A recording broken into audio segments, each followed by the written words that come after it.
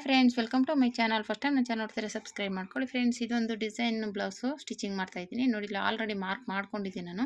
ಈ ಮಾರ್ಕ್ ಹೇಗಿದೆ ಹಾಗೇನೆ ಒಂದು ಕಡೆ ಮಾರ್ಕ್ ಇರುತ್ತಲ್ಲ, ಅದನ್ನು ಇನ್ನೊಂದು ಕಡೆಗೂ ಮಾರ್ಕ್ ಬರೋ ಥರ ಸ್ವಲ್ಪ ರಫ್ ಮಾಡ್ಕೊತಾ ಇದ್ದೀನಿ ಮಾರ್ಕಿಂಗ್ ಪೀಸಲ್ಲಿ.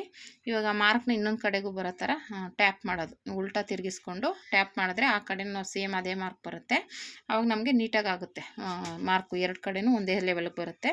ಈ ರೀತಿ ಇಟ್ಕೊಂಡು ಒಂಚೂರು ಟ್ಯಾಪ್ ಮಾಡಿದ್ರೆ ಸಾಕು. ಅವಾಗ ನೀಟಾಗಿ ನಮಗೆ ಏನು ಡಿಸೈನ್ ಇರುತ್ತಲ್ಲ, ಒಂದು ಕಡೆ ಮಾಡಿದ್ದೀವಲ್ಲ ಅದು ಇನ್ನೊಂದು ಕಡೆಗೂ ಹಾಗೆ ಬರುತ್ತೆ.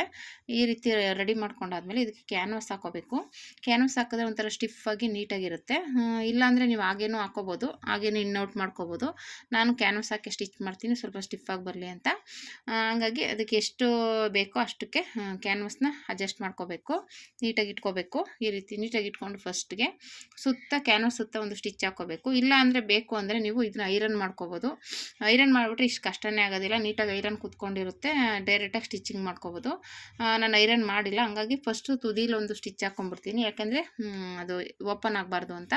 ಆಮೇಲೆ ಏನು ನಾವು ಮಾರ್ಕ್ ಮಾಡಿದ್ದೀವಲ್ಲ, ಆಲ್ರೆಡಿ ಮಾರ್ಕ್ ಮಾಡಿ ಟ್ಯಾಪ್ ಮಾಡೋದಲ್ಲ, ಆ ಡಿಸೈನ್ಗೆ ಸ್ಟಿಚಿಂಗ್ ಮಾಡ್ಕೋಬೇಕು. ಯಾಕೆಂದರೆ ನಾವು ಇವಾಗ ಬ್ಲೌಸ್ ಪೀಸ್ ಮೇಲೆ ಇಟ್ಟಾಗ ನಮಗೆ ಮೇಲೆ ಕ್ಯಾನ್ವಾಸ್ ಮೇಲೆ ಮಾರ್ಕಿಂಗ್ ಕಾಣಲ್ಲ. ಸ್ಟಿಚ್ ಮಾಡ್ಕೊಂಡಾಗ ಏನಾಗುತ್ತೆ, ಮಾರ್ಕ್ ಕಾಣುತ್ತೆ. ಅದಕ್ಕೋಸ್ಕರ ಇದು ವೈಟ್ ಪೇಪರ್ ಆಗಿರೋದ್ರೆ ಕಲರ್ ಇದರಲ್ಲಿ ಕ್ಯಾನ್ವಾಸು, ಹಂಗಾಗಿ ಆ ಥರನೂ ಮಾಡ್ಬೋದು. ಇಲ್ಲ ನೀವು ಅದನ್ನು ಟ್ಯಾಪ್ ಮಾಡಿಕೊಂಡು ಬೇರೆ ಕಲರ್ ಮಾರ್ಕಿಂಗ್ ಪೀಸಲ್ಲಿ ಮಾಡಿಕೊಂಡು ಆ ಥರನೂ ಮಾಡ್ಬೋದು. ನಾನು ಆ ಥರ ಏನು ಮಾಡಲ್ಲ, ಡೈರೆಕ್ಟಾಗಿ ಒಂದು ಸ್ಟಿಚ್ ಹಾಕೊಂಡ್ಬಿಡ್ತೀನಿ ಲೈನಿಂಗ್ ಮೇಲೆ, ಕ್ಯಾನ್ವಾಸ್ ಮೇಲೆ. ಅಂದರೆ ಕ್ಯಾನ್ವಾಸ್ಗೂ ಒಂದು ಸ್ಟಿಫ್ ಆಗಿರುತ್ತೆ. ಇವಾಗ ಅದನ್ನು ಈ ಥರ ಬ್ಲೌಸ್ ಪೀಸ್ ಮೇಲೆ ಇಟ್ಟು ಅದು ಫಸ್ಟು ಸುತ್ತ ಪಿನ್ಗಳು ಹಾಕೊಂಡ್ಬಿಡ್ಬೇಕು, ನೀಟಾಗಿ ಜೋಡಿಸ್ಕೊಂಡು. ಆಮೇಲೆ ನೀಟಾಗಿ ಸ್ಟಿಚ್ ಮಾಡ್ಕೋಬೇಕು. ಅದೇನು ಮಾರ್ಕ್ ಮೇಲೆ ಸ್ಟಿಚ್ ಮಾಡಿದ್ದೀವಲ್ಲ, ಆ ಸ್ಟಿಚ್ಚಿಂಗ್ ಮೇಲೆ ನಾವು ಸ್ಟಿಚ್ ಮಾಡ್ಕೋಬೇಕು. ಅವಾಗೇನಾಗುತ್ತೆ, ನೀಟಾಗಿ ಇನ್ನೋಟ್ ಮಾಡೋಕ್ಕೆ ಈಸಿ ಆಗುತ್ತೆ. ಈ ರೀತಿ ನೀಟಾಗಿ ಅದ್ರ ಮೇಲೆ ಸ್ಟಿಚ್ ಮಾಡ್ಕೊಳ್ಳಿ, ಅವಾಗ ನೀಟಾಗಿ ಬರುತ್ತೆ. ಓಕೆನಾ? ನೀಟಾಗಿ ಫಿನಿಶಿಂಗ್ ಎಲ್ಲ ನೀಟಾಗಿ ಬರುತ್ತೆ ಕ್ಯಾನ್ವಾಸ್ ಹಾಕೋದ್ರಿಂದ. ಕ್ಯಾನ್ವಾಸ್ ಇಲ್ಲಾಂದರೂ ಏನು ತೊಂದರೆ ಏನಿಲ್ಲ, ಹಾಗೇ ಇನ್ನೋಟ್ ಮಾಡ್ಕೋಬೋದು. ಇದು ಅದು ಅಲ್ಲದೆ ಸಿಲ್ಕಿ ಥರ ಮೈಸೂರು ಸಿಲ್ಕ್ ಸ್ಯಾರಿ ಆಗಿರೋದ್ರಿಂದ ಕ್ಯಾನ್ವಾಸ್ ಹಾಕಿದ್ರೆ ಇನ್ನೂ ಸ್ವಲ್ಪ ಸ್ಟಿಫ್ ಆಗಿರುತ್ತೆ ಅಂತ ಅಷ್ಟೇ. ಈ ರೀತಿ ಅದೇನು ಮಾರ್ಕ್ ಇದೆ ಹಾಗೇ ಸ್ಟಿಚಿಂಗ್ ಮಾಡಿಕೊಂಡು ಇನ್ನೌಟ್ ಮಾಡ್ಕೋಬೇಕು.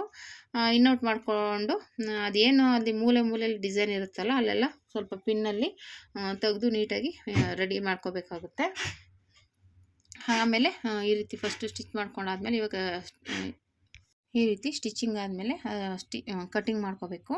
ಕಟ್ ಮಾಡ್ಕೊಂಡು ಅದು ಮಧ್ಯ ನೀಟಾಗಿ ಮಾರ್ಜಿನ್ ಬಿಟ್ಟು ಕಟ್ ಮಾಡ್ಕೊಳ್ಳಿ. ಸ್ಟಿಚ್ ಮಾಡಿದ್ಮೇಲೆ ಆಮೇಲೆ ನ್ಯಾಚ್ ಹಾಕ್ಕೋಬೇಕು. ನೀಟಾಗಿ ನ್ಯಾಚ್ ಹಾಕಿದ್ರೇ ಅದು ನೀಟಾಗಿ ತಿರುಗ್ಸೋಕ್ಕಾಗೋದು, ಇಲ್ಲಾಂದರೆ ತಿರುಗ್ಸೋಕ್ಕಾಗೋದಿಲ್ಲ, ಅದು ಗಂಟು ಥರ ಆಗ್ಬಿಡುತ್ತೆ.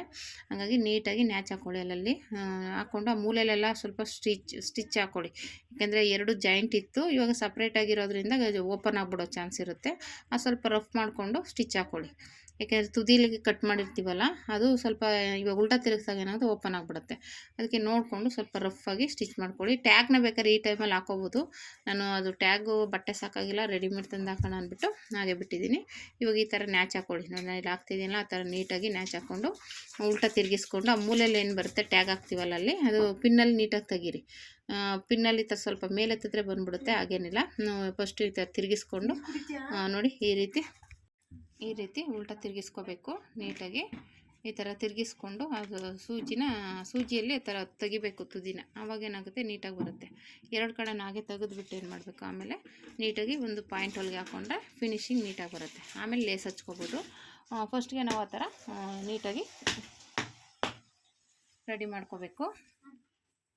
ಈ ಥರ ಒಂದು ಸ್ಟಿಚಿಂಗ್ ಹಾಕ್ಕೊಂಡಾದ್ಮೇಲೆ ನಾನು ಹೇಳ್ದಂಗೆ ಸುತ್ತ ಒಂದು ಸ್ಟಿಚ್ ಹಾಕ್ಕೊಂಡು ರೆಡಿ ಮಾಡ್ಕೋಬೇಕಾಗುತ್ತೆ. ಇದು ಸ್ವಲ್ಪ ಸಿಲ್ಕಿ ಆಗಿರೋದ್ರಿಂದ ಸ್ವಲ್ಪ ನೀಟಾಗಿ ಕೆಳಗಡೆ ಲೈನಿಂಗು ಮೇಲ್ಗಡೆ ಬಟ್ಟೆ ಎರಡೂ ನೀಟಾಗಿ ಎಳ್ಕೊಂಡು ಸ್ಟಿಚ್ ಮಾಡ್ಕೊಳ್ಳಿ. ಇದೇ ಅಂತಲ್ಲ, ಯಾವ ಬಟ್ಟೆ ಆದ್ರೂ ಕೆಳಗಡೆ ಲೈನಿಂಗ್ ಬಟ್ಟೆನ ಎಳ್ಕೋಬೇಕು, ಮೇಲ್ಗಡೆ ಬಟ್ಟೆನ ಎಳ್ಕೊಂಡು ನೀಟಾಗಿ ಪಾಯಿಂಟ್ ಹೊಲಿಗೆ ಹಾಕೋಬೇಕು.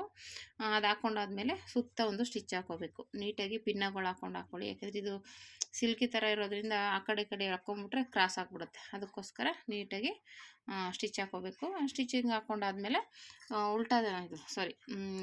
ತಿರುಗಿಸ್ಕೊಂಡಾದ್ಮೇಲೆ ಮತ್ತು ಲೇಸ್ ಹಚ್ಚಬೇಕಾಗುತ್ತೆ. ಲೇಸ್ ನಾನು ಸಣ್ಣದು ಲೇಸ್ ತೊಗೊಂಡಿದ್ದೀನಿ. ಮಾಮೂಲಿ ಬಾರ್ಡರ್ ಇತ್ತಲ್ಲ, ಬಾರ್ಡರ್ಗೆ ಮ್ಯಾಚಿಂಗ್ ಆಗೋ ಥರ ಲೇಸ್ ನೋಡಿ, ಈ ರೀತಿ ಬಂತು ಡಿಸೈನು. ಇವಾಗ ಇದಕ್ಕೆ ಲೇಸ್ ಹಚ್ಚಬೇಕು ಅಂತ ಸಣ್ಣದು ತೊಗೊಬಂದಿದ್ದೀನಿ. ಇವಾಗ ಇದನ್ನು ನೀಟಾಗಿ ಈ ಥರ ಲೇಸ್ ಹಚ್ಕೊಂಡ್ರೆ ಆಯಿತು. ಕರೆಕ್ಟಾಗಿ ಇಟ್ಕೊಂಡ್ಬಿಟ್ಟು ನೀಟಾಗಿ ಫಸ್ಟ್ ಇವಾಗ ಆ ಕಡೆಯಿಂದ ಸ್ಟಿಚ್ ಮಾಡ್ಕೊಂಬಿಡ್ಬೇಕು.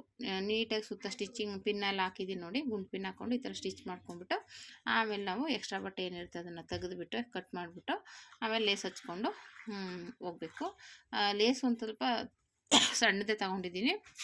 ಅವರು ದೊಡ್ಡದೆಲ್ಲ ಬೇಡ ಚಿಕ್ಕದಾಗಿ ಇಕ್ಕಿ ಅಂತ ಹೇಳಿದರು. ಹಂಗಾಗಿ ಚಿಕ್ಕ ಲೇಸೇ ತೊಗೊಬಂದಿದ್ದೆ. ತುಂಬ ಚೆನ್ನಾಗಿ ಕಾಣಿಸ್ತಾ ಇತ್ತು ಲೇಸ್ ಅಂತೂ. ಅದಂತೂ ತುಂಬ ಬ್ಯೂಟಿಫುಲ್ಲಾಗಿ ಕಾಣಿಸ್ತಾ ಇತ್ತು. ಒಬ್ಬೊಬ್ರಿಗೆ ದೊಡ್ಡ ಲೇಸು ಇಷ್ಟ ಆಗುತ್ತೆ, ಒಬ್ರಿಗೆ ಚಿಕ್ಕ ಲೇಸ್ ಇಷ್ಟ ಆಗುತ್ತೆ, ಏನೂ ಮಾಡೋದಕ್ಕಾಗಲ್ಲ. ಅವ್ರು ನಮಗೆ ಅಷ್ಟು ದೊಡ್ಡದೆಲ್ಲ ಬೇಡ, ಚಿಕ್ಕದಾಗೆ ಮಾಡಿ ಅಂತ ಹೇಳಿದರು. ಹಂಗಾಗಿ ಈ ಥರ ಎಕ್ಸ್ಟ್ರಾ ಬಟ್ಟೆ ಏನಿರ್ತದೆ ತೆಗೆದುಬಿಟ್ಟು ಸುತ್ತ ಸ್ಟಿಚಿಂಗ್ ಆದಮೇಲೆ ಇವಾಗ ಲೇಸ್ ಹಚ್ಕೋಬೇಕು ನೀಟಾಗಿ.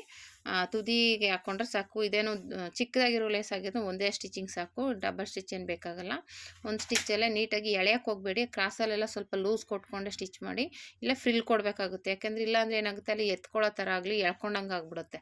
ಲೂಸ್ ಕೊಟ್ಟರೆ ಫ್ರಿಲ್ ಇದು ಲೇಸ್ನ ಎಳಿಬಾರ್ದು. ನೀಟಾಗಿ ಹಂಗೆ ಸ್ಟಿಚ್ ಮಾಡಿಕೊಂಡು ಇಲ್ಲಿ ಕ್ರಾಸಾಗಿ ತಿರುಗಿಸ್ಕೋಬೇಕು. ಮೂಲೆಯಲ್ಲಿ ತಿರುಗಿಸ್ಕೊಂಡು ಹಾಗೆ ಸ್ಟಿಚಿಂಗ್ ಮಾಡಿಕೊಂಡ್ರೆ ನೀಟಾಗಿ ಬರುತ್ತೆ.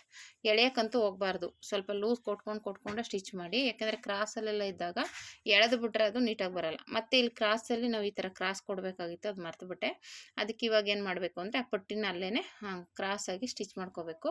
ಅದು ಕೆಳಗಡೆ ಸ್ಟಿಚ್ ಮಾಡಿದ್ದೆ ಲೈನಿಂಗ್ಗೆ, ಮೇಲೆ ಮಾರ್ಕ್ ಕಾಣಿಸ್ತಿರ್ಲಿಲ್ಲ.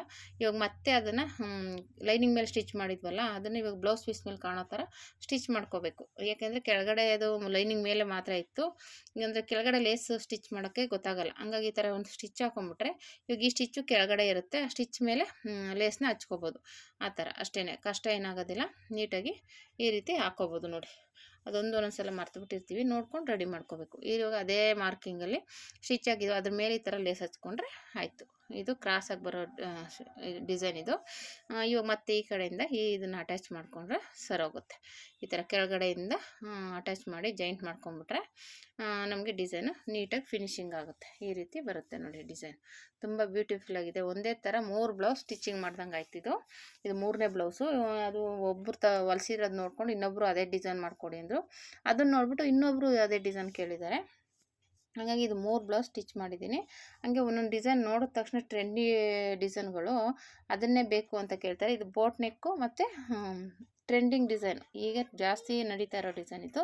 ಈ ರೀತಿ ಲೇಸ್ನ ನೀಟಾಗಿ ಎಲ್ಲ ಕಡೆನೂ ಕ್ರಾಸಾಗಿ ನಾನು ಆಲ್ರೆಡಿ ಸ್ಟಿಚ್ ಮಾಡಿದ್ನಲ್ಲ ಅದ್ರ ಮೇಲೆ ಇಟ್ಟು ಸ್ಟಿಚ್ ಮಾಡ್ಕೊತಾ ಇದ್ದೀನಿ.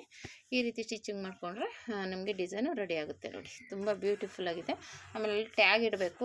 ಟ್ಯಾಗಿಗೆ ಬಟ್ಟೆ ಸಾಕಾಗಿಲ್ಲ, ಅದು ರೆಡಿಮೇಡ್ ತಂದು ಇಡಬೇಕು. ಹಂಗಾಗಿ ಅದು ಹಾಗೇ ಇರುತ್ತೆ. ಮತ್ತು ಆಮೇಲೆ ರೆಡಿ ಮಾಡ್ಕೊಂಡಾದ್ಮೇಲೆ ತಂದು ಹಾಕ್ತೀನಿ ಟ್ಯಾಗ್ನ. ಈ ರೀತಿ ನಿಮ್ಗೆ ಈ ಡಿಸೈನ್ ಇಷ್ಟ ಆಯಿತಾ ಅಂತ ಕಮೆಂಟ್ ಮಾಡಿ, ಹೇಗಿದೆ ಅಂತ ಕಮೆಂಟ್ ಮಾಡಿ. ನೀವೇನಾದರೂ ಫಸ್ಟ್ ಟೈಮ್ ನನ್ನ ಚಾನಲ್ ನೋಡ್ತಾ ಇದ್ದರೆ ಸಬ್ಸ್ಕ್ರೈಬ್ ಮಾಡ್ಕೊಂಡು ನೋಡಿ ಫ್ರೆಂಡ್ಸ್. ಈ ವಿಡಿಯೋ ಇಷ್ಟ ಆದರೆ ಒಂದು ಲೈಕ್ ಕೊಡಿ. ಏನಾದರೂ ಡೌಟ್ಸ್ ಇದ್ದರೆ ಕಮೆಂಟ್ ಮಾಡಿ. ನಿಮಗೆ ಯಾವ ಥರ ವೀಡಿಯೋಸ್ ಬೇಕು, ಇಲ್ಲ ಕಟ್ಟಿಂಗ್ ಬೇಕೋ, ವೀಡಿಯೋ ಬೇಕೋ ಅಂತ ಒಂದು ಕಮೆಂಟ್ ಮಾಡಿದ್ರೆ ನಮಗೂ ಈಸಿ ಆಗುತ್ತೆ. ಈ ಥರ ಡಿಸೈನ್ಸ್ ಕೇಳ್ತಾರೆ, ಮಾಡಿಕೊಡ್ಬೇಕು ಹಾಗೆ ಹೀಗೆ ಅಂತ ನಮಗೂ ಅನಿಸುತ್ತೆ. ಓಕೆನಾ? ನೋಡಿ ಡಿಸೈನ್ ಈ ರೀತಿ ಬಂತು. ತುಂಬ ಬ್ಯೂಟಿಫುಲ್ ಆಗಿದೆಯಲ್ಲ ಡಿಸೈನು. ಈ ಥರ ಟ್ರೈ ಮಾಡಿ ಫ್ರೆಂಡ್ಸ್. ಹೇಗೆ ಬಂತು ಅಂತ ಕಮೆಂಟ್ ಮಾಡಿ. Thank you for watching friends.